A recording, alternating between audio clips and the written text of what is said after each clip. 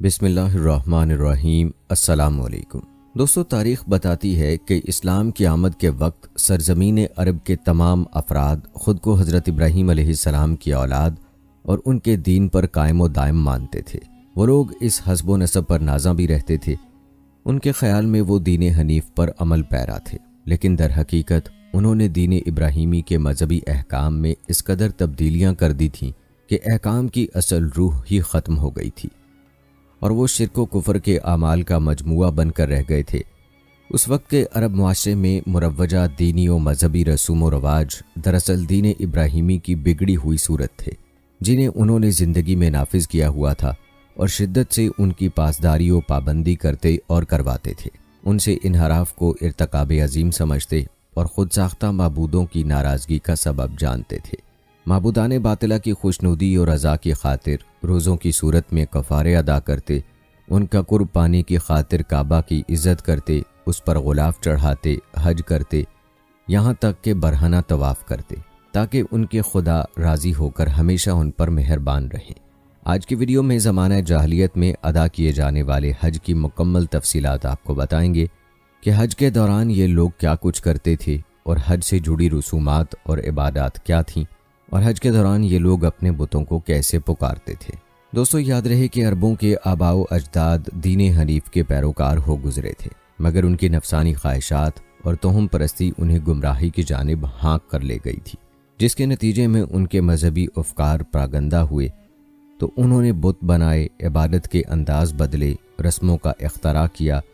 اس طرح خود ساختہ معبودوں کی عبادت کی رسوم و رواج ان کے معاشرے میں سرایت کرتے چلے گئے۔ فطری طور پر انسان کو جو طہارت و نفاست عطا کی گئی ہے، جاہلیت کے زمانے میں عرب بھی ان پر پابند تھے، جیسے کلی کرنا، ناک صاف کرنا، مونچھ تراشنا، ناخن تراشنا، بغل و زیر ناف بال صاف کرنا، استنجا کرنا، مسواک وغیرہ۔ ان امور میں سے جنابت کا غسل کرنا بھی ہے، جو وہ باقاعدگی کے ساتھ کرتے، بلکہ مرنے والے افراد کی میت کو بھی غسل دیتے اور کفن پہنا کر جنازے کی بھی نماز ادا کرتے۔ اگرچہ ان کی نماز مختلف تھی، اسی طرح روزے رکھتے اور حج بھی کرتے تھے۔ زمانہ جاہلیت میں عرب کی نماز و دعا کے انداز کے حوالے سے قرآن و حدیث میں اشارے ملتے ہیں۔ چنانچہ قرآن مجید میں ارشاد باری تعالیٰ ہے، اور بیت اللہ یعنی خانہ کعبہ کے پاس ان کے نام نہاد نماز، سیٹیاں اور تالیاں بجانے کے سوا کچھ بھی نہیں ہے۔ دوستو، اس آیت کی تفسیر میں حضرت ابن عباس رضی اللہ تعالیٰ عنہ سے روایت ہے، قریش ننگے بدن بیت اللہ شریف کا طواف کرتے تھے اور اس دوران وہ سیٹیاں اور تالیاں بجایا کرتے تھے۔ اسی طرح اس روایت کو امام طبری نے بھی ذکر کیا ہے۔ حافظ ابن کثیر نے بھی طبری کے حوالے سے ایسا ہی بیان کیا اور حضرت ابن عباس رضی اللہ تعالیٰ عنہ کی روایت نقل کی کہ آپ نے فرمایا کہ حضرت عبداللہ بن عمر رضی اللہ تعالیٰ عنہ کے نزدیک مقع کا مطلب ہے سیٹی بجانا اور تصدیہ کا مطلب ہے تالی بجانا۔ آپ نے سیٹی بجا کر اپنا رخسار جھکا کر اور دونوں ہاتھوں سے تالی بجا کر بتایا کہ وہ کفار اس طرح کیا کرتے تھے، مگر ان میں ایسے لوگ بھی تھے جو یہ تمام خرافات انجام نہ دیتے بلکہ دین ابراہیمی کے مطابق عبادت کرتے تھے۔ دوستو، ہم زمانہ جاہلیت میں کی جانے والی باقی عبادات کے بارے میں اور زمانہ جاہلیت کی رسومات کے بارے میں بھی آپ کو بتائیں گے، لیکن پہلے تذکرہ کرتے ہیں زمانہ جاہلیت کے حج کی۔ دوستو، روایات بتاتی ہیں کہ عرب زمانہ جاہلیت میں بھی حج کرتے اور احرام باندھتے تھے۔ حج کی ادائیگی کے معاملے میں ان کے مختلف طبقات تھے، جنہیں مذہبی طبقات یا حج کے روایتی طبقات کہا جا سکتا ہے۔ اس کی وجہ ان کا مراسم حج کی ادائیگی میں اختلاف ہے۔ اس اعتبار سے کئی مورخین نے ان کے 2 طبقات بیان کیے، مگر تحقیق سے معلوم ہوا کہ ان کے 3 گروہ تھے، ہمس، حلا اور طلس۔ زمانہ جاہلیت کے حج کو سمجھنے کے لیے ان تینوں گروہوں کے مراسم حج کا بیان کرنا ضروری ہے۔ آئیے آپ کو ان کی تفصیل بتاتے ہیں۔ سب سے پہلے بات کرتے ہیں ہمس کی۔ 200 روایات کے مطابق یہ عرب کے چند قبائل تھے جو عبادات میں مخصوص حیثیت اور رسوم کے حامل تھے۔ ان کے علاوہ کسی کو ان جیسی حیثیت حاصل نہ تھی اور نہ ہی کوئی ان کی برابری کر سکتا تھا۔ ابن سعد نے واقدی سے، ارزقی نے ابن اسحاق سے اور انہوں نے کلبی سے حضرت ابن عباس کی روایت نقل کی ہے، جس میں اس حوالے سے تفصیل یوں بیان ہوئی ہے، وہ قریش، کنانہ، خزاع اور قریش سے پیدا ہونے والے تمام عرب تھے ابن اسحاق نے ان میں اضافہ کیا کہ اوس، خزرج، جسم، ربیہ، جزام، زکوان، ثقیف، عمر اللات، غطفان، ادوان، الاف اور قضا بھی ان میں سے ہیں۔ البتہ محمد بن حبیب نے بیان کیا ہے کہ حمص کے قبائل میں قریش مکہ میں قیام اور قریش کے پڑوس کی وجہ سے خزاع اور عرب کے تمام وہ قبائل جو مکہ میں فروخت ہوئے، قریش سے پیدا ہونے والے کلاب، کعب، عامر، کلب، بنو ربیہ بن عامر بن ساسا، الحارث بن عبد منات بن کنانہ، مدلج بن مرہ بن عبد منات بن کنانہ، مکہ کے آس پاس قیام پذیر ہونے کی بنا پر عامر بن منات بن کنانہ، مالک، ملکان بن کنانہ، ثقیف، ادوان، یربو بن حنظلہ، مازن بن مالک بن عمر بن غیم، الاف اور جناب بن حبل شامل ہیں۔ 200 روایات کے مطابق بیان کیے گئے تمام قبائل بمائے اپنے افراد کے حمص میں شمار ہوتے تھے، اور ان حمصیوں کے حج کے دوران کچھ خاص رسمیں ہوا کرتی تھیں۔ چنانچہ حج کے موسم میں حمصیوں کے اعمال کے ضمن میں امام ازرقی تحریر فرماتے ہیں، حمصی احرام باندھنے کے بعد پنیر نہیں بناتے تھے، گھی نہ کھاتے، نہ گرم کرتے تھے، دودھ نہ بلوتے، مکھن نہ کھاتے، اون اور بالوں کا لباس نہ پہنتے، اور جب تک حرم میں ہوتے ان کی چھاؤں حاصل نہ کرتے، اون نہ کاٹتے، نہ بالوں کے سائبان یعنی چھتریاں بنتے، بلکہ کھالوں کے سائے میں رہتے، حرم میں اگنے والی اشیاء سے کچھ نہ کچھ کھاتے، حرمت والے مہینوں کی عزت کرتے، ان میں عہد شکنی نہ کرتے اور نہ ہی ظلم کرتے، طواف کرتے تو لباس پہن کر کرتے۔ زمانہ جاہلیت اور شروع اسلام میں بھی ان میں سے کوئی احرام باندھ لیتا تو وہ اہل مدر یعنی شہر والا ہوتا، گھر کے پیچھے کی جانب نقب لگا دیتا، اسی میں سے گھر میں داخل ہوتا اور اسی سے نکلتا اور دروازے سے داخل نہ ہوتا۔ حمص کہتے تھے، حلال مہینوں کا احترام مت کرو اور حج میں حرم سے تجاوز نہ کرو تاکہ لوگ تمہارے حرم کو چھوڑ کر نہ چلے جائیں، وہ دیکھیں کہ تم حرمت والے مہینوں کی طرح کی بھی عظیم کرتے ہو، تو وہ بھی مناسک حج اور عرفہ کے قیام میں کمی کریں گے، جبکہ وہ حل میں سے ہے، پس وہ اس میں وقوف نہ کرتے تھے اور نہ ہی اس میں سے گزرتے تھے۔ انہوں نے حرم سے ہٹ کر نمرہ میں دونوں راستوں کے مابین مقام وقوف بنایا ہوا تھا، اسی میں عرفہ کی رات میں وقوف کرتے اور یوم عرفہ نمرہ کے قریب الراق میں گزارتے، وہاں سے مزدلفہ جاتے، پس جب سورج پہاڑوں کی چوٹیوں تک بلند ہوتا تو وہ روانہ ہو جاتے۔ وہ کہتے تھے، ہم اہل حرم ہیں، حالت حمص، حج کے کپڑوں میں یا احرام میں ہم حرم سے نہیں نکلتے۔ دوستو، یہ تھا تذکرہ اہل حمص کا جو زمانہ جاہلیت میں حج کے دوران مخصوص افعال مخصوص طریقوں سے سر انجام دیتے تھے۔ اب بات کرتے ہیں دوسرے گروہ کی جس کو حلہ کے نام سے پکارا جاتا ہے۔ مورخین کی عمومی رائے کے مطابق عرب میں سے حمصیوں کے بعد بقیہ قبائل حلہ تھے، سوائے چند کے جن کو بعض مورخین نے طلس میں شامل کیا ہے۔ بہرحال اہل عرب کے حلہ قبائل کا تذکرہ کرتے ہوئے صالح احمد علی لکھتے ہیں، حلہ میں سارے تمیم ہیں سوائے یربو کے، اسی میں مازن، زبا، حمیس، زانا، الغوث بن مرہ اور قیس اعلان ہیں، اپنے تمام خاندانوں سمیت سوائے ثقیف کے، اسی میں ادوان، عامر بن ساسا، ربیہ بن نزار اور تمام قضاء ہیں، سوائے الاف جناب الانصار، خصم، بجیلہ، بکر بن عبد منات بن کنانہ کے، اور اسی میں حزیل بن مدرکہ، اسد، طئی اور بارک ہیں۔ روایات بتاتی ہیں کہ اہل حمص کی طرح ان کے بھی اعمال حج مخصوص تھے جو مخصوص ایام و اوقات میں کیے جاتے تھے۔ چنانچہ ان اعمال و رسوم کے بارے میں بیان کرتے ہوئے محمد بن حبیب المحبر میں تحریر کرتے ہیں، حلہ والے حرم میں شکار کرنے کو حرام جانتے تھے اور اس کے علاوہ حلال مناسک میں ترتیب قائم رکھتے تھے۔ امیر آدمی اپنا سارا یا مال کا بیشتر حصہ مناسک کے لیے دے دیا کرتا، جس سے ان کے فقراء کو گرم کیا ہوا گھی ملتا۔ وہ اون، اونٹ اور دیگر جانوروں کے بالوں پر گزارا کرتے، جس لباس میں مناسک ادا کرتے وہی زیب تن کرتے، مناسک میں نیا لباس نہ پہنتے، گھروں اور حویلیوں میں دروازے سے داخل نہ ہوتے، جب تک حالت احرام میں رہتے سائے میں نہ جاتے، تیل کی مالش کرتے، گوشت کھاتے، اور یہ سب ایام مناسک میں بہت زیادہ ہوتا تھا۔ پس فراغت کے بعد جب مکہ مکرمہ میں داخل ہو جاتے تو اپنے جوتوں اور کپڑوں کو صدقہ کر کے کعبہ کی عظمت کے پیش نظر نیا حمصی لباس کرائے پر لیتے اور اپنے اور کعبہ کے مابین جوتے نہیں لاتے بلکہ برہنہ پا آتے۔ اگر لباس نامیسر ہوتا تو برہنہ طواف کرتے۔ ہر شخص کے لیے ایک حرمی ہمسی ہوتا جس کا لباس وہ حاصل کرتا، اور جسے کوئی بھی نہ ملتا وہ برہنہ ہی طواف کرتا۔ حلہ والے بیت اللہ کی جانب لوٹتے ہوئے طواف کے لیے لباس کرائے پر حاصل کرتے تھے، کیونکہ جب وہ بحیثیت حجاج گھروں سے نکلتے تو سوائے گوشت کی خرید و فروخت کو حرام قرار دے دیا کرتے، یہاں تک کہ اپنے گھروں کو لوٹ جاتے۔ روایات میں آتا ہے کہ آپ رسول اللہ صلی اللہ علیہ وآلہ وسلم ایاز بن حمار المجاشعی کے حرمی تھے۔ وہ جب مکے میں آتا تو آپ صلی اللہ علیہ وآلہ وسلم کے لباس میں طواف کرتا تھا۔ ان کے احرام ہی کے متعلق منقول ہے کہ مرد و عورت اپنے پہلے حج کا طواف برہنہ ہو کر کرتے۔ بنو عامر بن ساسا اور آق تھے جو ایسا کرتے تھے، پس عورت جب طواف کرتی تو اپنا ایک ہاتھ اپنی شرمگاہ پر اور دوسرا پچھلی پر رکھ لیتی اور کہتی، آج جسم کا کچھ حصہ یا سارا حصہ ہی ننگا ہو جائے، اور جو ننگا ہو جائے میں اسے جائز نہیں قرار دوں گی۔ اسی طرح روایات میں آتا ہے کہ عربی قبائل میں ہی بنی عامر وغیرہ کعبہ کا طواف برہنہ ہو کر کرتے تھے۔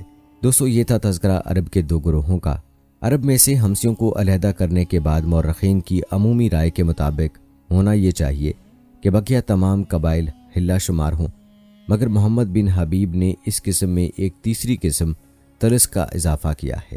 چنانچہ وہ لکھتے ہیں، اور وہ تمام اہل یمن، اہل حجر موت، آق، عجیب اور ایاز بن نزار ہیں۔ اس کے علاوہ انہوں نے حلہ میں سے کچھ قبائل کو علیحدہ کر کے ان کو طلس میں شمار کیا، جن میں انہوں نے تمیمی قبائل کی شاخیں یربو، مازن، زبا، حمیس، زانا، غوث بن مر، اسی طرح قیس اعلان کی شاخیں ثقیف، عدوان اور قضاء کی شاخیں الاف اور جناب شامل کی ہیں۔ طلسی افراد کے امور حج کے بارے میں تفصیل ذکر کرتے ہوئے محمد بن حبیب لکھتے ہیں، طلس حلہ و حمس کے مابین تھے۔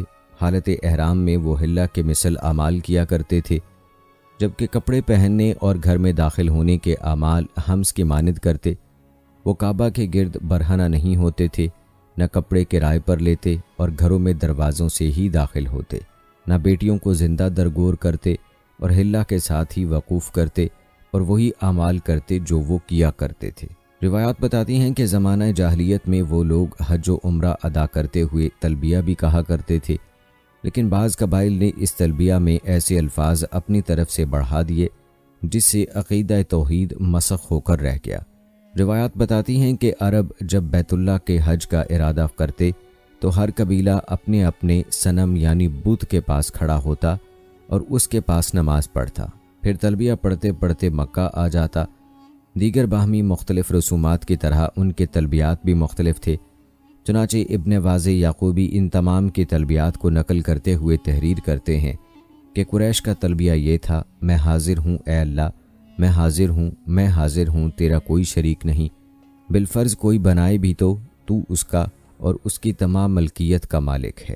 کنانہ کا تلبیہ تھا، اے اللہ میں حاضر ہوں، میں حاضر ہوں، آج تعریف، دعا اور کھڑے ہونے کا دن ہے۔ بنی اسد کا تلبیہ تھا، میں حاضر ہوں اے اللہ، میں حاضر ہوں اے رب، بنو اسد تقصیر کرنے والے اہل وفا اور کوشش تیری جانب آئے ہیں۔ اور بنی تمیم کا تلبیہ تھا، میں حاضر ہوں اے اللہ، میں حاضر ہوں، میں حاضر ہوں، میں حاضر ہوں تمیم کی طرف سے، تو دیکھتا ہے کہ اس نے اپنا اور اپنے پیچھے والوں کا لباس میلا کر دیا اور اپنے رب سے خلوص کے ساتھ دعا گو ہے۔ قیس اعلان کا تلبیہ تھا، میں حاضر ہوں اے اللہ، میں حاضر ہوں، میں حاضر ہوں، تو رحمان ہے، تیری بارگاہ میں قیس اعلان پیدل و سوار آئے۔ ثقیف کا تلبیہ تھا، میں حاضر ہوں اے اللہ، بے شک اہل ثقیف اپنا مال و متاع چھوڑ کر تیرے پاس آئے اور تجھ سے فریاد رس ہوئے۔ حزیل کا تلبیہ تھا، میں حاضر ہوں، حزیل کی طرف سے، بے شک وہ رات کے آخری پہر اونٹوں اور گھوڑوں پر داخل ہوئے۔ ربیہ کا تلبیہ تھا، حاضر ہیں اے ہمارے رب، حاضر ہیں، حاضر ہیں، بے شک ہمارا ارادہ تجھ تک آنا تھا، جبکہ بعض یہ کہتے اپنے رب کے فرما بردار اور اطاعت گزار ربیہ کی طرف سے حاضر ہیں۔ حمیر اور حمدان تلبیہ میں یوں کہتے، حمیر و حمدان کی طرف سے حاضر ہیں، جو خدمت گزاری اور دکھ درد میں دوست ہیں۔ ازد کا تلبیہ تھا، اے مالکوں کے مالک حاضر ہیں، تو ہر قوم کے سردار سے خوش بیانی جانتا ہے۔ مدزج کا تلبیہ تھا، شیری، ستارے اور لات و عزا کے رب حاضر ہیں، جبکہ کندہ اور حجر موت کا تلبیہ تھا، حاضر ہیں، تیرا کوئی شریک نہیں، تو اس کو اپنا بناتا ہے یا ہلاک کرتا ہے تو حکمت والا ہے، پس اسے چھوڑ دے۔ غسان کا تلبیہ تھا، اے غسان اور اس کے پیادہ و سوار کے مالک حاضر ہیں۔ اور بجیلہ کا تلبیہ تھا، قحط و باران میں بجیلہ کی طرف سے حاضر ہیں۔ اور قضاء کا تلبیہ تھا، قضاء کی طرف سے حاضر ہیں، اس کے رب کا دفاع کرتے ہوئے اس کی اطاعت و فرما برداری کے ساتھ۔ اسی طرح جزام کا تلبیہ تھا، جزام کی طرف سے حاضر ہیں جو اہل عقل و فکر ہیں۔ اق اور عشریوں کا تلبیہ تھا، ہم رحمان کے پسندیدہ پردوں والے ازدحام و حرمت والے گھر کا حج کرتے ہیں۔ دوستو، یہ تھے وہ تلبیے جو عربی قبائل حج کے دوران پڑھا کرتے تھے، جن سے ایک طرف ان کے مذہبی خیالات واضح ہوتے ہیں تو دوسری طرف ان سے یہ بھی اندازہ کیا جا سکتا ہے کہ تمام قبائل حج کے دوران مخصوص طور پر متعین شدہ الفاظ کے ذریعے اپنے اپنے مذہبی رسوم و رواج کے تحت دعائیں اور دیگر رسوم بھی سر انجام دیتے تھے۔ دوستو، روایات یہ بھی بتاتی ہیں کہ جس طرح ہر قبیلے کا مخصوص تلبیہ تھا، اسی طرح جاہلیت میں عرب نے تمام بتوں کے لیے بھی علیحدہ تلبیے مختص کیے ہوئے تھے۔ یہ تلبیے کیا تھے، آئیے اس بارے میں بھی آپ کو بتاتے ہیں۔ روایات کے مطابق اہل عرب کا اصاف بت کے لیے تلبیہ یہ تھا، حاضر ہیں اے اللہ، حاضر ہیں، حاضر ہیں، تیرا کوئی شریک نہیں مگر جو تیرا شریک ہے، اور جو کچھ اس کا ہے وہ سب تیری ملکیت ہے۔ ان کا عزا بت کے لیے تلبیہ یوں تھا، حاضر ہیں اے اللہ، حاضر ہیں تیری اطاعت کے لیے، ہمیں تو کتنا عزیز رکھتا ہے۔ ان کا لات بت کے لیے تلبیہ یوں تھا، حاضر ہیں اے اللہ، حاضر ہیں، حاضر ہیں، ہمیں ہمارے گھر کی عمارت کافی ہے، جو نہ تو چھوڑا ہوا ہے نہ اسیب زدہ ہے، مگر وہ پاک مٹی سے بنا ہے اور اس کی خدمت گزار نیک لوگوں میں سے ہیں۔ اسی طرح جہار بت کے لیے ان کا تلبیہ یوں تھا، حاضر ہیں اے اللہ، حاضر ہیں، حاضر ہیں، ہمارے گناہوں کو معاف کر دے، ہمیں صاف نور کی طرف ہدایت دے اور ہمیں اور ہماری قوم کو جہار سے بہرہ مند کر۔ ان کا سوا کے لیے تلبیہ تھا، حاضر ہیں اے اللہ، حاضر ہیں، حاضر ہیں، ہم تیری طرف لوٹ آئے، بے شک ہم سوا کی جانب طلب کیے گئے۔ ان کا ارکان حج میں شمس کا تلبیہ یوں تھا، حاضر ہیں اے اللہ، حاضر ہیں تیری اطاعت کے لیے، حاضر ہیں، ہم اپنی صبح سے متمتع ہوتے ہیں، دن میں سفر کرتے ہیں، اس کی گرمی سے نفع پاتے اور ثبات حاصل کرتے ہیں۔ اے رب، تیری حمایت کی وجہ سے ہم کسی شے سے نہیں ڈرتے اور نہ نقصان زدہ ہوتے ہیں۔ ان عطیات اور نعمتوں کے باعث ہم رب کا حج کرتے ہیں۔ ان کا محرق کے لیے تلبیہ تھا، حاضر ہیں اے اللہ، حاضر ہیں، حج کرتے، حق ادا کرتے، بندگی غلامی کرتے ہوئے تیری اطاعت کو حاضر ہیں۔ اسی طرح ان کا ود کے لیے تلبیہ یوں تھا، حاضر ہیں اے اللہ، حاضر ہیں، عذر پیش کرتے ہوئے تیری اطاعت کو حاضر ہیں۔ اسی طرح عربوں کا ذوالخلصہ کے لیے تلبیہ یوں تھا، حاضر ہیں اے اللہ، حاضر ہیں، تیری اطاعت کے لیے حاضر ہیں جو تجھ کو محبوب ہے۔ عربوں کا منطبق کے لیے تلبیہ یوں تھا، حاضر ہیں اے اللہ، تیری اطاعت کے لیے حاضر ہیں۔ اسی طرح ان کا منات کے لیے تلبیہ یوں تھا، حاضر ہیں اے اللہ، حاضر ہیں، تیری اطاعت کو حاضر ہیں۔ اگر بکر نے تیرا در نہ تھاما ہوتا تو لوگ تجھے چھوڑ کر بدک جاتے۔ ابھی تک لوگ حج میں کثرت سے تیرے پاس آتے ہیں، تیرے بغیر ہم ان سے غیر مطمئن ہیں۔ اسی طرح عربوں کا سیدہ کے لیے تلبیہ یوں تھا، حاضر ہیں اے اللہ، حاضر ہیں، تیری اطاعت کو حاضر ہیں، ہم تیرے پاس سفارش کے لیے آئے، نہ کسب مال کے لیے بلکہ ہم صرف خلوص کے ساتھ آئے ہیں۔ اسی طرح ان کا یعوق کے لیے تلبیہ یوں تھا، حاضر ہیں اے اللہ، حاضر ہیں، تیری اطاعت کو حاضر ہیں، ہمارے دلوں میں برائی کی نفرت پیدا فرما اور اچھائی کو محبوب بنا، ہمیں گمراہ نہ کر کہ ہم سرکش ہو جائیں اور ہمیں ہلاکت کے بوجھ تلے مت ڈال۔ اسی طرح عربوں کا یغوث کے لیے تلبیہ تھا، حاضر ہیں اے اللہ، حاضر ہیں، تیری اطاعت کو حاضر ہیں، ہم سے محبت کر، پس ہم تیرے بندے ہیں، تیری طرف آ گئے ہیں۔ اس کے علاوہ ان کا نصر کے لیے تلبیہ یوں تھا، حاضر ہیں اے اللہ، تیری اطاعت کے لیے حاضر ہیں، ہم سب بندے ہیں، ہم سب ایسے مضبوط فوجی دستہ ہیں کہ تو ہمارا تعریف گو ہے، ہمارا ملک اور شکار ہمیں لوٹا دے۔ اس کے علاوہ عربوں کا ذال لبا کے لیے تلبیہ یوں تھا، حاضر ہیں اے اللہ، حاضر ہیں، تیری اطاعت کو حاضر ہیں، اے رب، پس مضر کو ہم سے پھیر دے اور ہمارا یہ سفر پرامن کر دے، بلا شبہ ان میں جو ہے وہ قابل سرزنش ہے، اور اے اللہ، साहिबान ऊँट हमारे लिए काफ़ी हों। मरहब के लिए उनका तलबिया यूँ था, हाजिर हैं ए अल्लाह, हाजिर हैं तेरी इताअत को हाजिर हैं, बेशक हम तेरी बारगाह में हाजिर हैं, बस हमें अजीज़ रख। इसी तरह ज़रीह के लिए अरबों का तलबिया था, हाजिर हैं ए अल्लाह, हाजिर हैं तेरी इताअत को हाजिर हैं, हम सब नाशुक्रे हैं और सब नेमतों का इनकार करने वाले हैं, बस ज़िंदा कर देने वाली बारिश से हमारी किफ़ायत कर। इसी तरह ज़ुल्कफ़ीन के लिए तलबिया यूँ था, हाजिर हैं ए अल्लाह, हाजिर हैं तेरी इताअत को हाजिर हैं, बेशक जरहम वाले तेरे बंदे हैं। दूसरे लोग तो नए हैं, अलबत्ता वो पुराने बंदे हैं, लिहाजा उनके मुकाबले में हम तेरी दोस्ती के ज़्यादा मुस्तहिक हैं। और हबल के लिए उनका तलबिया यूँ था, हाजिर हैं ए अल्लाह, हाजिर हैं, बेशक हम महफूज हैं, तूने हमें नेज़ों की अन्यों पर हराम कर दिया, लोग हमारी कामयाबी पर हसद करते हैं। दोस्तों, आपने मुलाहिज़ा किया कि अहले अरब का हर बुत के लिए अलहदा तलबिया बुतों के बारे में उनके ख़यालात को ज़ाहिर करता है और साथ ही इस तरफ भी इशारा करता है कि वो अरकान हज में उनसे इस्ताअनत और नुसरत के भी ख़ासगार थे। दोस्तों, रिवायात बताती हैं कि हज के अयाम में तमाम अरकान हज की अज़मत अहले अरब के दरमियान राइज थी। जैसा कि मौर्रखीन ने लिखा है कि ज़माना जाहलियत में लोग हज भी किया करते थे, 7 तवाफ़ के चक्कर लगाते, कुर्बानी करते, रमी करते, पत्थरों को तबर्रकन छूते और अशहर हरम का एहतराम करते। इन महीनों में लड़ाई झगड़ा और कत्ल कताल न किया करते थे। रिवायात बताती हैं कि अहले कुरैश और दूसरे अरब जब हज के लिए काबे में आते तो हबल सनम के पास अपने कामों में मशवरे लेने आते और पांसे फेंकते थे। इन मकामाते मुक़द्दसा और उन सनम कदों और बुत कदों का लोग हज करते और उनके पास मेले लगाते थे। हर साल के महीने मुकर्रर थे जिनमें जंगो कताल की ममानियत थी। ये हराम के महीने कहलाते थे और इन्हीं में हज करते थे। हज के लिए दूर दूर से लोग आते थे। काबा की तरह मशहूर हज की जगह काबा ज़ी शौरा था, उसे रब्बुल बैत भी कहते थे। इन असनाम की नज़र न्याज भी करते, उन्हें अच्छे अच्छे तोहफे देते, हथियार पेश करते थे और सामान ऐशो इशरत उनके लिए ले जाते थे। जुनूबी अरब वाले सोने चांदी या लकड़ी के नकूश भी पेश करते थे। दोस्तों, ये था तफसीली तज़किरा ज़माना जाहलियत के हज के हवाले से। आइए अब आपको ज़माना जाहलियत में की जाने वाली बाकी इबादात के बारे में बताते हैं।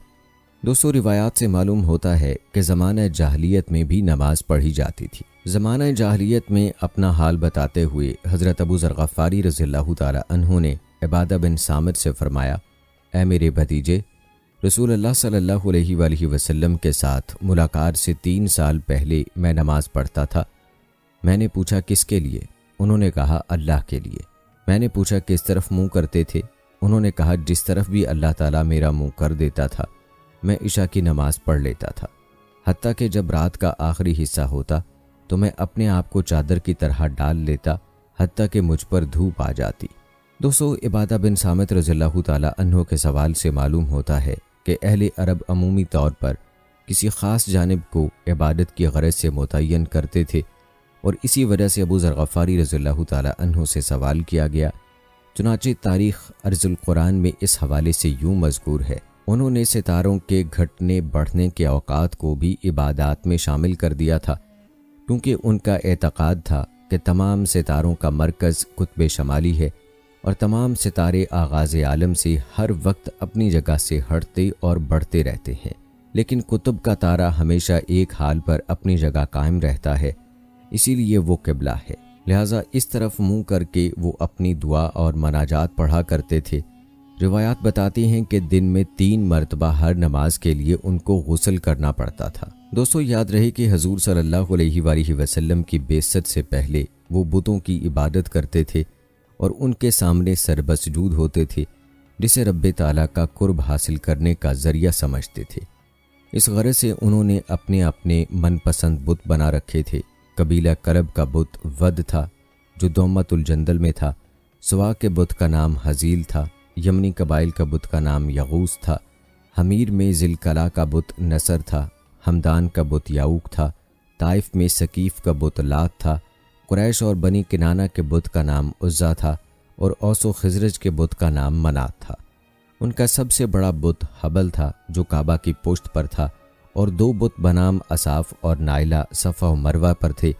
ان کے معبود اور اصنام تمام محدود اور مقامی ہوتے یا قبیلوں کے ہوتے، جو ان کے اعتقاد کے مطابق جنگ و صلح میں مدد کرتے اور دوسروں سے دشمنی رکھتے۔ روایات بتاتی ہیں کہ ان معبودوں کی رضا جوئی اور خوشنودی کے لیے اہل عرب نظر و نیاز اور قربانی بھی کرتے تھے اور تحفے تحائف بھی پیش کرتے تھے۔ انہیں یہ بھی معلوم تھا کہ ان کے معبود کب حاضر ہوتے، کب غائب ہوتے اور کس وقت کس مقام پر ہوتے تھے۔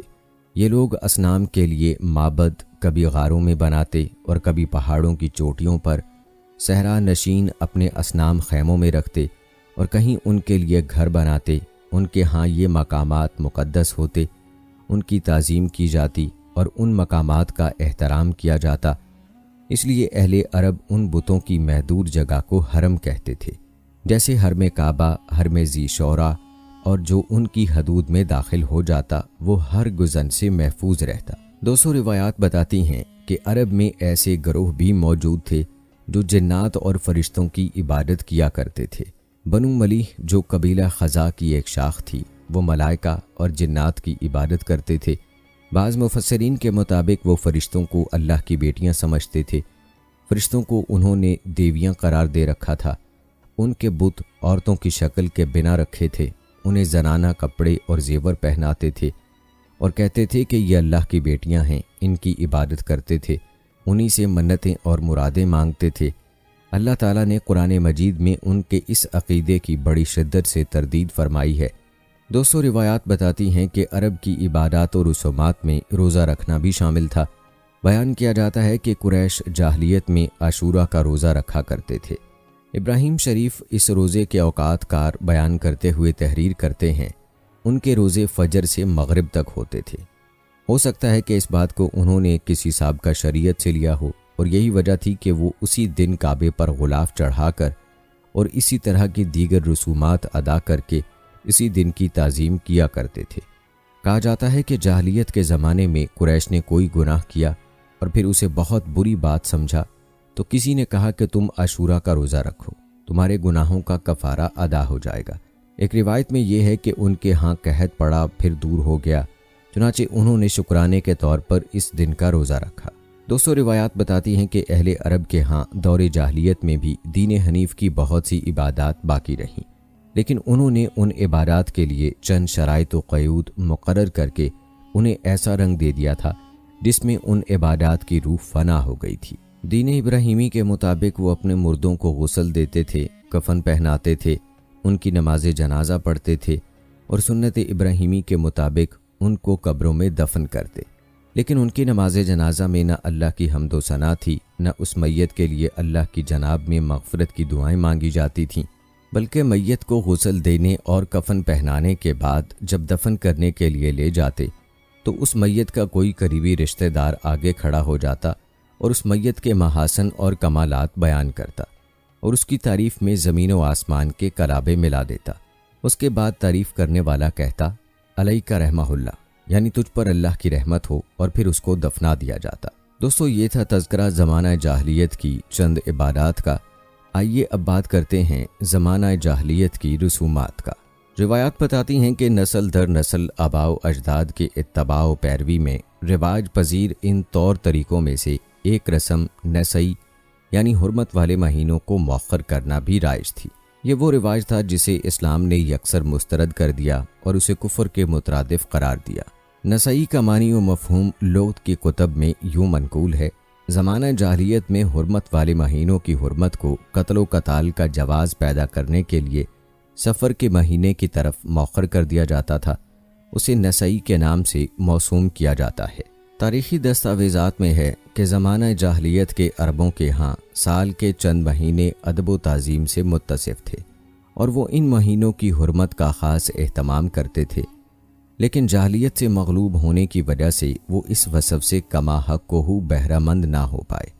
تاریخ میں نسائی کی بابت مروی ہے کہ عرب زمانہ جاہلیت میں بھی اشہر حرم کی حرمت پر اعتقاد رکھتے تھے اور ان کی تعظیم کیا کرتے تھے، لیکن چونکہ عرب والوں کی معیشت کا عمومی دار و مدار شکار، لوٹ ماری اور قتل و غارت گری پر تھا، اس لیے انہیں یہ بات بہت ہی شاک و گراں گزرتی تھی کہ مسلسل 3 ماہ تک یہ سلسلہ موقوف رہے، لہٰذا اس کا حل انہوں نے یہ نکالا کہ جب کبھی ایسا ہوتا کہ اشہر حرم میں جنگ وغیرہ ہو جاتی تو وہ جنگ کو مؤخر کرنے کی بجائے نسائی کرتے، یعنی ان مہینوں کو مؤخر کر دیتے اور رد و بدل کر دیتے، اور یوں وہ ان مہینوں کی حرمت کو قائم رکھنے کے زوم میں مبتلا ہو کر قتل و غارت گری سے باز نہ آتے تھے۔ روایات کے مطابق نسائی کی رسم 2 وجہ سے رائج تھی۔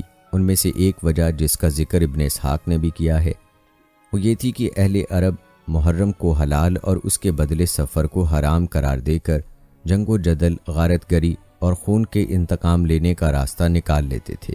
دوسری وجہ یہ تھی کہ قمری سال کو شمسی سال کے مطابق کرنے کے لیے وہ ہر سال حج کو 11 دن یا اس سے کچھ زیادہ آگے بڑھا دیتے تاکہ حج ہمیشہ ایک ہی موسم میں آتا رہے اور وہ ان زحمتوں سے بچ جائیں جو قمری حساب کے مطابق مختلف موسموں میں حج کے گردش کرتے رہنے سے پیش آتی ہیں۔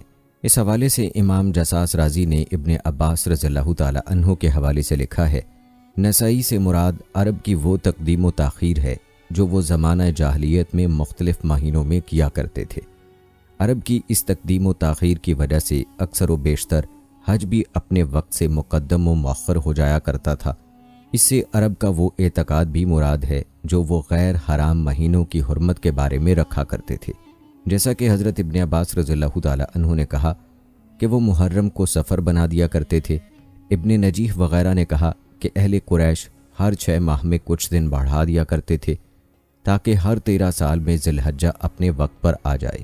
دوستو، ان روایات سے واضح ہوتا ہے کہ اہل عرب ہر سال 11 دن کا اضافہ کر کے 3 سال میں 1 مہینہ بڑھا دیتے تھے، اور یوں وہ ایک ہی موسم میں عبادات، حج وغیرہ سر انجام دینے کے قابل ہو جایا کرتے تھے۔ لیکن یہ طریقہ حکم باری تعالیٰ کی نافرمانی کے سوا کچھ نہیں۔ چنانچہ خدائی حکم سمیت اس رسم نسائی کا ذکر کرتے ہوئے اللہ تعالیٰ نے قرآن مجید میں ارشاد فرمایا ہے، بے شک اللہ کے نزدیک مہینوں کی گنتی اللہ کی کتاب یعنی نوشتہ قدرت میں 12 مہینے لکھی ہے۔ جس دن سے اس نے آسمانوں اور زمین کے نظام کو پیدا فرمایا تھا، ان میں سے 4 مہینے رجب، ذیقعدہ، ذی الحجہ اور محرم حرمت والے ہیں۔ یہی سیدھا دین ہے، سو تم ان مہینوں میں از خود جنگ و قتال میں ملوث ہو کر اپنی جانوں پر ظلم نہ کرنا، اور تم بھی تمام مشرکین سے اسی طرح جوابی جنگ کیا کرو جس طرح وہ سب کے سب اکٹھے ہو کر تم سے جنگ کرتے ہیں، اور جان لو کہ بے شک اللہ پرہیزگاروں کے ساتھ ہے۔ حرمت والے مہینوں کو آگے پیچھے ہٹا دینا محض کفر میں زیادتی ہے۔ اس سے وہ کافر لوگ بہکائے جاتے ہیں جو اسے 1 سال حلال گردانتے ہیں اور دوسرے سال اسے حرام ٹھہرا لیتے ہیں، تاکہ ان مہینوں کا شمار پورا کر دیں جنہیں اللہ نے حرمت بخشی ہے، اور اس مہینے کو حلال بھی کر دیں جسے اللہ نے حرام فرمایا ہے۔ ان کے لیے ان کے برے اعمال خوشنما بنا دیے گئے ہیں، اور اللہ کافروں کے گروہ کو ہدایت نہیں فرماتا۔ روایات بتاتی ہیں کہ ان 4 مہینوں کو حرمت والے مہینے قرار دینے کی حکمت یہ تھی کہ حج اور عمرہ ادا کرنے آنے والوں کے لیے راستوں کو محفوظ و مامون بنایا جائے، راستے پرامن ہوں اور مناسک حج و عمرہ کرنے والوں کو کسی قسم کا خوف و خطر نہ ہو۔ ان آیات بینات میں مہینوں کی حرمت کے متعلق حکم خداوندی کو بیان کرنے کے بعد اس رسم نسائی کے بارے میں واضح فرمایا کہ یہ کفر میں اضافہ ہے۔ اس کے معنی بیان کرتے ہوئے امام بغوی بیان کرتے ہیں کہ اس کا مطلب کافروں کے کفر پر مزید زیادتی ہے، کیونکہ اس طرح کرنے سے حکم خداوندی پامال ہوتا ہے۔ یاد رکھیں، نسائی کی پہلی صورت تو صریحاً گناہ ہی تھی کہ اللہ تعالیٰ کے حرام کیے ہوئے مہینوں کو بھی حلال کر لیا جائے اور پھر ہیلا بازی کر کے اسے قانونی شکل بھی دے دی جائے۔ رہی دوسری صورت تو بظاہر تو وہ بے ضرر معلوم ہوتی ہے، لیکن دراصل وہ بھی خدا کے قانون سے بدترین بغاوت تھی۔ تخلیق کائنات کے آغاز سے ہی اللہ تعالیٰ نے احکامات کی ادائیگی کے لیے شمسی حساب کی بجائے قمری حساب کے مقرر کرنے میں یہ مصلحت رکھی کہ اس کے بندے زمانے کی تمام گردشوں میں ہر قسم کے حالات و کیفیات میں اس کے احکام کی اطاعت کے خوگر ہوں۔ لیکن اس رسم نسائی کی وجہ سے روزہ و حج یا دیگر عبادات میں من مانا موسم اپنا لیا جاتا تھا، جس کے سبب یہ عمل بدترین بغاوت بن گئی تھی۔ عربوں میں نسائی کے آغاز کے بارے میں الروز الانف میں درج ایک شعر سے یہ اندازہ ہوتا ہے کہ ماد بن عدنان عرب کے جد امجد کے زمانے میں بھی نسائی ہوتی تھی، جبکہ بعض روایات کے مطابق یہ طریقہ بنو کنانہ نے شروع کیا اور اسے اپنے لیے موجب فخر قرار دیا، جس وجہ سے یہ اس کی شروعات کرنے والوں میں شمار ہوئے۔ روایت ہے کہ بلا شبہ نسائی کندہ میں تھی، پھر کنانہ ہی کے مابین بنی مالک میں اور خاص طور پر بنی الکلمس میں ہو گئی، جس پر یہ لوگ قائم رہے یہاں تک کہ اسلام آ گیا۔ ایک روایت یوں منقول ہے کہ سب سے اول نسائی عرب کا بادشاہ کلمس تھا، جس کا نام حذیفہ تھا۔ وہی پہلا شخص تھا جس نے سب سے پہلے نسائی کیا، اور سب سے پہلا جو مہینہ نسائی کیا گیا وہ محرم تھا، جسے 1 سال حلال کیا جاتا اور 1 سال حرام۔ جس سال محرم حرام کیا جاتا تو اس سال تو 3 اشہر حرم حسب ترتیب پے در پے آتے۔ بہرحال دوستو، یہ نسائی عرب میں رائج تھی اور اس کا مقصد حدود الہیہ کی پاسداری خود ساختہ طریقے سے کرنا تھی، جس بنا پر اللہ تبارک و تعالیٰ نے اس رسم کو کفر میں زیادتی سے تعبیر فرمایا اور اسے گمراہی کا سبب قرار دیا۔ علامہ زبیدی نے تاج العروس میں ناسین کو مرحلہ وار بیان کرتے ہوئے تحریر کیا ہے کہ ناسسین مختلف لوگ تھے جو یکے بعد دیگرے منتخب ہوتے رہے اور یہ فریضہ خود ساختہ ادا کرتے رہے۔ روایات بتاتی ہیں کہ جب اہل عرب مینا سے جا رہے تھے تب ناسی اعلان کرتا تھا، اور وہ بنو کنانہ سے کوئی شخص ہوتا تھا جو یہ اعلان کرتا کہ میں ہوں وہ جس کی بات رد نہیں کی جاتی، تو سب مجمع اس کی طرف متوجہ ہوں اور درخواست کرتا کہ ہمارے لیے نسائی کا اعلان کرو، یعنی محرم کی حرمت کو سفر کی طرف مؤخر کر دو۔ وہ ان کے لیے محرم کو حلال کر دیتا۔ سب سے پہلے جس نے نسائی کی اس کا نام کلا تھا، اس نے 7 سال نسائی کی، اس کے بعد 11 سال امیہ نے کی۔ ان میں سے ایک کھڑا ہوتا اور کہتا، میری طرف نہ کوئی گناہ منسوب کیا جاتا ہے، نہ ہی کوئی عیب لگایا جاتا ہے، اور نہ ہی میری بات رد کی جاتی ہے۔ پھر وہ مہینوں میں نسائی کرتا اور ناسی کا لقب کلمس ہوا کرتا تھا، اور وہ سب سے بڑا سردار مانا جاتا تھا۔ سب سے پہلا کلمس جو بنا اس کا نام تھا حذیفہ ابن عبد بن فقیم بن عدی بن عامر ابن سالبہ بن الحارث بن مالک بن کنانہ۔ پھر اس کا بیٹا قلہ بن حذیفہ کلمس بنا۔ اس کے بعد یکے بعد دیگرے عباد بن قلہ، امیہ بن قلہ، اوف بن امیہ اور جنادہ بن امیہ بن اوف بن قلہ کمس بنے۔ البتہ اسلام آنے کے بعد اللہ تبارک و تعالیٰ نے اس قبیح رسم کا خاتمہ فرما دیا۔ چنانچہ اس حوالے سے امام جساس رازی بیان کرتے ہوئے لکھتے ہیں، اللہ تعالیٰ نے اپنے رسول صلی اللہ علیہ وآلہ وسلم کے حج کے وقت ان ماہ و ایام کی ترتیب کو بینہ اس ترتیب کے موافق کر دیا جب بوقت تخلیق کائنات تھی، اور حج کو بھی اپنے وقت یعنی ذی الحجہ کے موافق کر دیا۔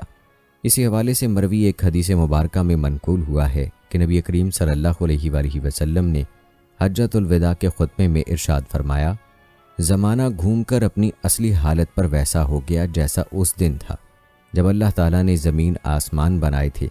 1 سال 12 مہینے کا ہے، جس میں 4 مہینے حرام ہیں، یعنی ان میں لڑنا بھڑنا درست نہیں۔ 3 مہینے تو برابر لگے ہوئے ہیں، ذی-قعدہ، ذی الحجہ، محرم، اور چوتھا رجب، مظہر کا مہینہ جو جمادی الاخرہ اور شعبان کے بیچ میں ہے۔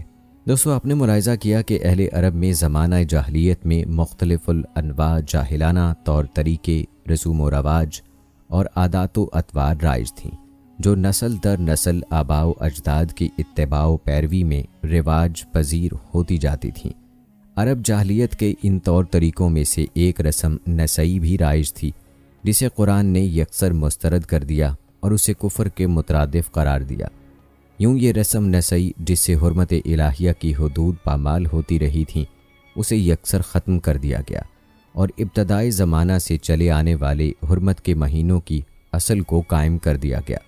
دوستو، آپ کو مزید بتاتے چلیں کہ اہل عرب میں رائج بعض جاہلانہ رسوم میں سے صلاح و عشر بھی رائج تھیں۔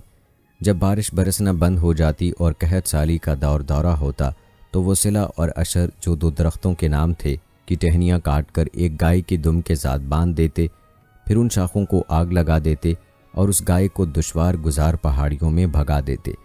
اس فعل سے یہ خیال کرتے کہ ان کے اس طریقے سے بادل امڑ آئیں گے، بجلی چمکے گی اور موسلا دھار بارش برسے گی۔ ایک عرب شاعر اس بابت اظہار طنز کرتے ہوئے یوں کہتا ہے، ہم نے اس گائے سے شفاعت طلب کی جس کی دم سے شاخیں باندھ کر آگ لگا دی گئی تھی تاکہ موسلا دھار بارش برسے، لیکن اس چیز نے ہمیں کوئی نفع نہ پہنچایا بلکہ خشک سالی میں مزید اضافہ ہو گیا۔ ہم اس سے مایوس ہو کر بارش کے رب کی طرف متوجہ ہوئے۔ اس نے ہمیں پناہ دی اور ہماری بنجر زمینوں کو زرخیز زمینوں میں تبدیل کر دیا۔ دوستو، ان اشعار سے واضح ہوا کہ عربوں کے ہاں اس رسم کا رواج تھا۔ اسی طرح ایک جاہلانہ رسم یہ بھی تھی کہ اگر ایک اونٹ کو خارش کی بیماری لاحق ہوتی تو اس کے ساتھ جو صحت مند اونٹ ہوتا اس کو آگ سے داغ لگائے جاتے اور یہ سمجھا جاتا کہ اس طرح خارش زدہ اونٹ صحت یاب ہو جائے گا۔ خارش زدہ اونٹ کو ذل ار کہا جاتا۔ عرب کی اس توہم پرستی کو بھی شعراء نے اپنے اشعار میں بھی استعارہ کے طور پر بیان کیا ہے۔ چنانچہ ایک شاعر کہتا ہے، تو نے مجھ پر ایک گناہ کا الزام لگایا ہے، حالانکہ اس کا ارتکاب میرے علاوہ کسی اور نے نہیں کیا ہے۔ مجھ پر رحم کرو اور ایک خارش زدہ اونٹ کے بدلے میں صحت مند اونٹ کو داغ مت لگاؤ۔ دوستو، روایات بتاتی ہیں کہ عرب کی ان جاہلانہ رسوم میں سے ایک رسم یہ بھی تھی کہ جب کوئی شخص کسی ایسے گاؤں میں داخل ہونے کا ارادہ کرتا جس میں کوئی وبا پھوٹی ہوئی ہوتی تو اسے بچنے کے لیے اور جنوں کے شر سے اپنے آپ کو محفوظ رکھنے کے لیے وہ اس گاؤں کے دروازے پر کھڑا ہو جاتا اور اندر قدم رکھنے سے پہلے گدھے کی طرح آواز نکالتا، پھر خرگوش کا ٹخنا اپنے گلے میں باندھ لیتا اور یقین کر لیتا کہ اب نہ وبا مجھے کوئی نقصان پہنچا سکتی ہے اور نہ یہاں کا جن مجھے کوئی اذیت پہنچا سکتا ہے۔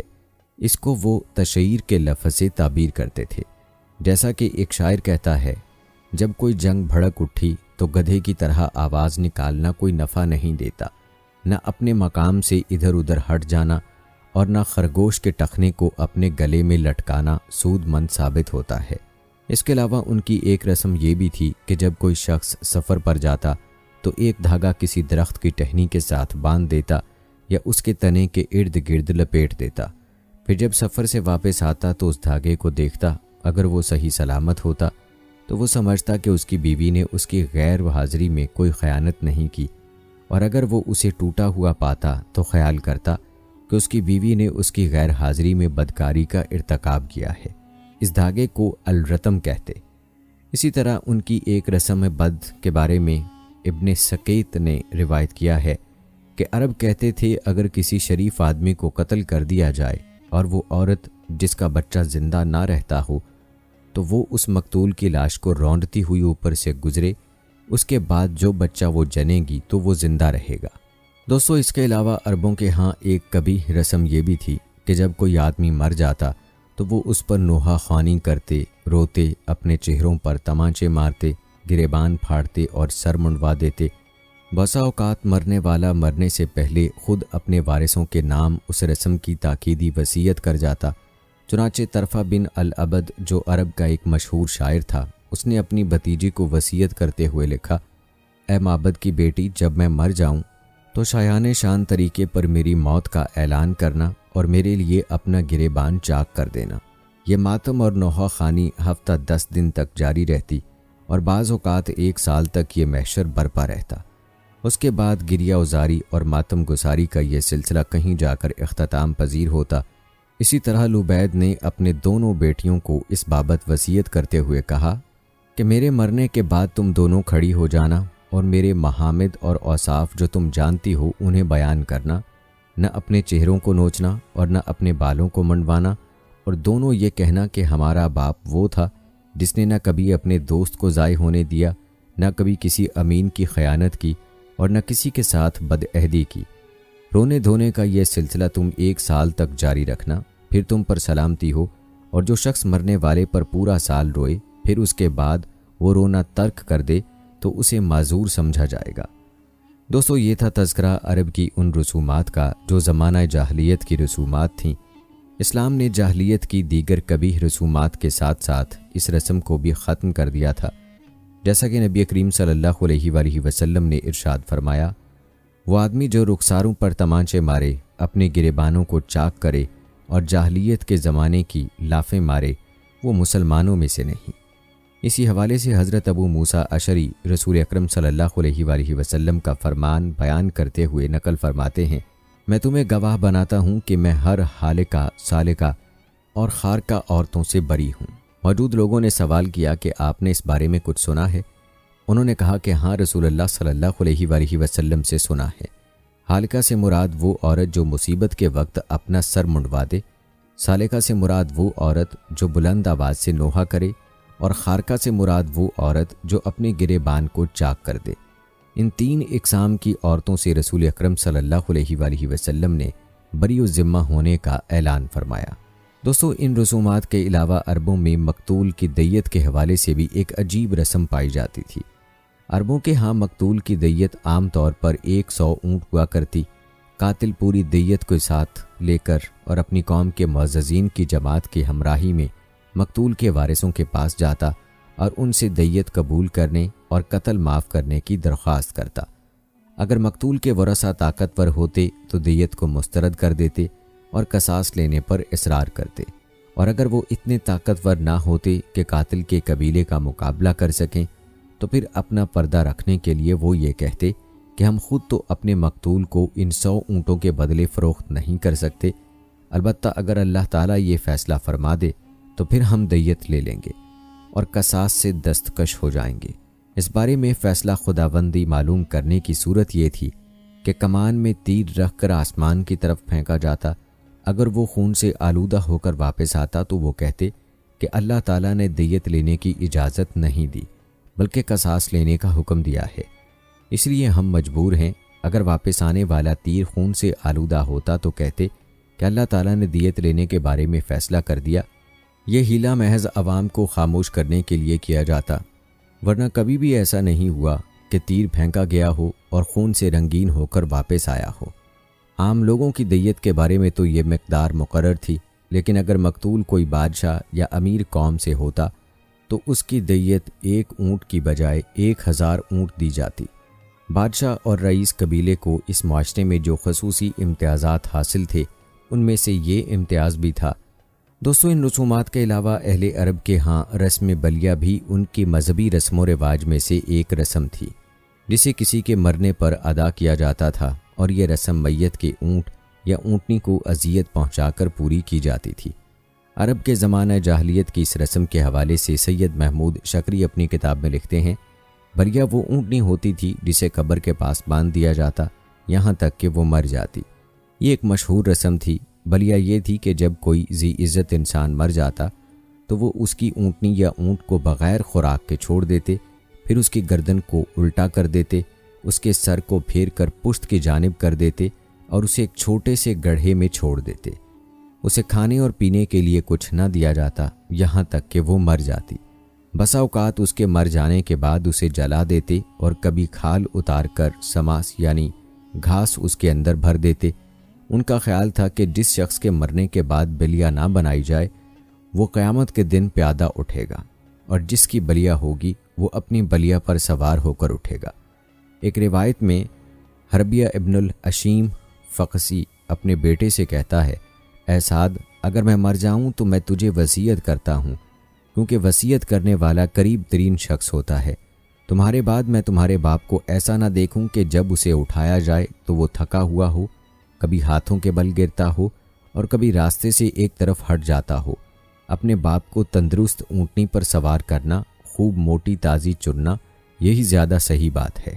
دوستو، ان اشعار سے بھی معلوم ہوتا ہے کہ اہل عرب کے ان بعض قبائل کے ہاں جو بیست کے قائل تھے، یہ بھی ایک رسم جاری و ساری تھی جس سے ان کا مقصد فوت شدہ کو بیست پر سواری مہیا کرنا تھی۔ دوستو، اس طرح کی رسومات سے یہ اندازہ بآسانی لگایا جا سکتا ہے کہ دور جاہلیت میں عربوں کی جاہلیت کا کیا عالم تھا۔ دوستو، زمانہ جاہلیت میں عربوں میں توہم پرستی کا کیا عالم تھا، آئیے آپ کو اس بارے میں بھی بتاتے ہیں۔ روایات سے واضح ہوتا ہے کہ قبل از اسلام جیسے ان لوگوں کے خوشی منانے کے نئے نئے انداز تھے، بالکل ویسے ہی غم منانے کے بھی نرالے طریقے تھے، کیونکہ ان کے یہاں جنگ و جدل عام تھی اور بہت سارے افراد لڑائیوں میں بھی کام آ جایا کرتے تھے، لہٰذا اس خون ریزی میں بہت ساری رسومات شامل ہو گئی تھیں۔ مثلاً انتقام کی آگ ان کے دلوں کو ہمیشہ گرمایا کرتی تھی، اور یہ ہمیشہ اس فکر میں رہتے تھے کہ کسی کا خون رائگاں نہ چلا جائے۔ عربوں کے یہاں باہمی جنگ و جدل کے علاوہ توہم پرستی اور ضعیف الاعتقادی نے ان کی زندگی کے ساتھ ان کی موت کو بھی مشکل بنا دیا تھا۔ عجیب عجیب خیالات اور ان کے ساتھ رسومات نے ان کو بے انتہا مصائب میں گرفتار کر دیا تھا۔ اسی طرح اس توہم پرستی کی وجہ سے ان میں کئی طرح کی منفی رسمیں بھی نفوذ کر چکی تھیں۔ مثلا ان میں ایک رسم یہ بھی تھی کہ دو آدمی باہمی مقابلہ کرتے، ایک آدمی چند اونٹ ذبح کرتا اور دوسرا آدمی اس سے زیادہ کر دیتا، پھر پہلا آدمی اس سے بھی زیادہ کرتا اور دوسرا آدمی اونٹوں کی تعداد میں مزید اضافہ کر کے انہیں کاٹ ڈالتا۔ جو آدمی اپنے مد مقابل سے زیادہ اونٹ ذبح کرنے سے عاجز آ جاتا اسے شکست خوردہ تصور کیا جاتا اور پہلے کو غالب اور فاتح شمار کیا جاتا۔ یہ ایک ایسی منفی رسم تھی جس کی وجہ سے بلا ضرورت بے دریغ اونٹوں کو تلف کر دیا جاتا۔ اس میں اسراف بھی تھا اور جانوروں کا ضیاع بھی، لیکن وہ لوگ عہد جاہلیت میں ایک دوسرے سے بازی لے جانے کے لیے اپنے سینکڑوں اونٹ ضائع کر دیتے اور اس کو وجہ فخر و مباحات سمجھتے۔ دوستو، عرب عمومی طور پر چونکہ علم کی روشنی سے دور تھے اور ضعیف الاعتقادی نے ان کے سوچنے سمجھنے کی صلاحیتوں کو بھی ختم کر دیا تھا، اس لیے وہ ہر مشکل میں کسی غیبی معاونت کے متلاشی رہتے تھے۔ یہی وجہ تھی کہ عرب معاشرے میں کچھ ایسے ہوشیار لوگ جو کہ دور رس نگاہ رکھتے تھے اور جن کی چھٹی حس بھی تیز ہوتی تھی، نیز وہ قیافہ شناسی میں بھی مہارت رکھتے تھے، اپنے خداداد صلاحیتوں کو استعمال کرتے ہوئے کاہن بن بیٹھے تھے۔ ان کے معاشرے میں کاہنوں کی حیثیت مسلم تھی اور لوگ ان کی بتائی ہوئی باتوں پر نہ صرف یقین کرتے بلکہ ان پر عمل بھی کرتے تھے تاکہ وہ پریشانیوں سے بچے رہیں۔ دور جاہلیت میں کہانت ایک بلا تھی جو پورے جزیرے میں پھیلی ہوئی تھی۔ ہر جگہ یا کئی کاہن ہوتے جو آئندہ واقعات کی پیشگوئیاں کرتے اور آسمانی خبریں بتاتے تھے۔ اہل عرب کا اعتقاد تھا اور خود کاہنوں کا دعویٰ تھا کہ ان کے ساتھ ایک ایک جن رہتا ہے۔ یہ کاہن بت خانوں میں رہتے تھے اور کسی خاص بت کے پجاری ہوتے تھے، اور جب لوگ ان سے غیب کی بات پوچھتے یا خود آئندہ کے متعلق پیشگوئی کرنے لگتے تو ایک خاص کیفیت اپنے اوپر طاری کر لیتے۔ مرد بھی کاہن ہوتے تھے اور بعض عورتیں بھی اس شعبے سے وابستہ ہوتی تھیں جو کاہنہ کہلاتی تھیں۔ یہ مصیبتوں اور بلاؤں کو دور کرنے کے لیے بت پرستانہ علاج اور تدبیر بتاتے تھے۔ یہ اپنی کہانت کی اجرت میں بڑی بڑی رقمیں اور نذرانے وصول کرتے تھے۔ اسلام کے بعد ان میں جو مسلمان ہو گئے تھے وہ اعلانیہ اپنے ماضی کے اس فریب کا اعتراف کرتے تھے۔ اسی طرح عرب ہر طرح کے ٹونے ٹوٹکے آزمایا کرتے اور ان کے با اثر ہونے پر کامل یقین بھی رکھتے تھے۔ ٹونے ٹوٹکے اور توہم پرستی نے ان کے ذہنوں کو پراگندہ کر دیا تھا، یہاں تک کہ یہ خوشی اور غم ہر موقع پر ان کا استعمال کرتے نظر آتے۔ شگون لینے میں بھی ان کا نہایت مضبوط اعتقاد تھا کہ جب کوئی مصیبت یا تباہی ان پر نازل ہوتی تھی تو پتھر کی چھوٹی کنکریوں پر کچھ پڑھ کے پھونکتے تھے اور ایسا کرنے سے اس مصیبت کے دور ہونے کی توقع رکھتے تھے۔ جانوروں کے آنے اور بولنے سے بھی نیک اور بدشگون لیا کرتے تھے۔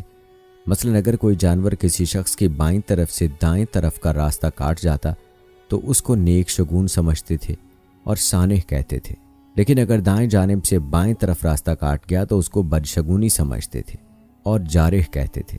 روایات بتاتی ہیں کہ عرب کے تہوار کسی نہ کسی بازار کے نام پر منسوب ہوتے تھے جن کے قائم ہونے کے ایام مخصوص تھے اور اس لیے انہی کے نام پر مشہور ہو گئے تھے۔ یہ تہوار عرب کی تجارت سے جو عرب کے اقتصاد سے جڑی ہوئی تھیں اور اس کے بازاروں سے مربوط ہوتے تھے۔ دوستو یاد رہے، کسی بھی فرد، قوم یا مملکت کی اقتصادی حالت اس کی اجتماعی حالت کے تابع ہوا کرتی ہے۔ منقول تفصیلات کے مطابق ان بازاروں پر عربی رنگ مکمل طور پر چڑھا ہوا تھا اور عرب وہاں خرید و فروخت، لین دین، عقد و معاملات اور حقوق و قضایا بھی نمٹاتے تھے۔ وہاں غیر عربی نظم و نسق کا داخلہ ممکن نہیں تھا۔ مثلا بازار عکاظ میں ہمیں ایسا ہی ماحول نظر آتا ہے جو گویا جاہلیت کے عرب کا ایک آئینہ نما ہے۔ اس کے ذریعے ہم عرب کے اس وقت کے احوال جان سکتے ہیں کہ اس وقت عرب کے معاملات اور تعلقات کس نہج پر تھے، ان کا ماحول کیسا تھا اور وہ کیسے رہن سہن رکھتے تھے۔ اسی طرح مکہ اور اس کے اطراف میں قائم بازار مجنہ اور ذی المجاز میں بھی ہمیں عربی ماحول ہی نظر آتا ہے، اور ہمیں یہ بھی نظر آتا ہے کہ ان بازاروں کا ربط حج بیت اللہ سے بھی بہت گہرا تھا، کیونکہ ان کا مقام اور وقت انعقاد عین وہی تھا جو حج بیت اللہ کا تھا۔ جیسا کہ احمد ابراہیم نے بیان کیا، وہ اس حوالے سے لکھتے ہیں، مکہ اور اس کے اطراف میں جو بڑے بڑے بازار لگا کرتے تھے ان میں مشہور ترین عکاس، مجسنہ اور ذی المجاز تھے، اور ان کا تعلق حج بیت اللہ سے بھی بنتا تھا، اس لیے کہ ان کا اور حج کا وقت اور مقام ایک ہی ہوا کرتا تھا۔ ان تہواروں اور بازاروں میں سے خصوصی طور پر ایسی مذہبی رسوم و رواج کے آئینہ دار تھے، اور انہی بازاروں سے عرب جاہلی کے افراد اپنے اپنے رواج کے مطابق جڑے ہوئے تھے۔ دوستو، روایات بتاتی ہیں کہ جاہلیت میں عرب عیدیں بھی اپنے مخصوص بتوں کے حضور مناتے تھے تاکہ خوشی اور قرب معبود دونوں حاصل ہوں۔ چنانچہ 3 بڑے بتوں کی خاطر رخت سفر باندھتے اور ان کے قدموں میں عجز و نیاز پیش کر کے عید کا اہتمام کرتے تھے، جن سے میلوں کے سامان بن جاتے تھے۔ وہ 3 بت یہ تھے: لات، عزا اور منات۔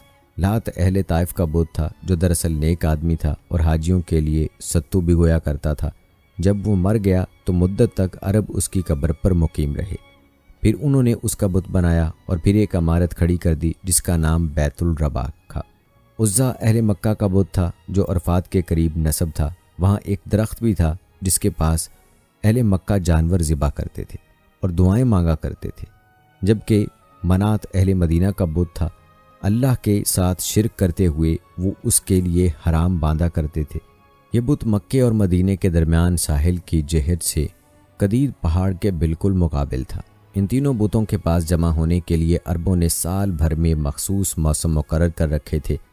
ہر پہاڑی راستے سے عرب ان کا قصد کر کے آتے اور کعبے کی طرح ان کی تعظیم کیا کرتے تھے۔ ان کے پجاری اور دربان مقرر تھے۔ یمن میں ذوالخلصہ، خشم اور بجیلہ کا گھر تھا۔ عرب ان کی پرستش کیا کرتے تھے۔ وہاں سال میں ایک بار میلہ بھی لگا کرتا تھا۔ نبی اکرم صلی اللہ علیہ وآلہ وسلم نے جریر رضی اللہ تعالی عنہ سے فرمایا، کیا تو ذوالخلصہ کو تباہ کر کے میرے دل کو راحت نہ پہنچائے گا؟ جریر کہتے ہیں، یہ سن کر میں 150 سواروں کو لے کر نکلا، پھر ہم نے اسے توڑ ڈالا اور ان تمام لوگوں کو جو وہاں موجود تھے قتل کر ڈالا۔ روایات بتاتی ہیں کہ اہل عرب جاہلیت میں اپنے تہواروں، عیدوں، جنگوں اور میلوں میں بہترین کپڑوں اور فاخرہ لباس، قیمتی دوشالوں اور خوشنما چادروں کو زیب تن کیا کرتے تھے۔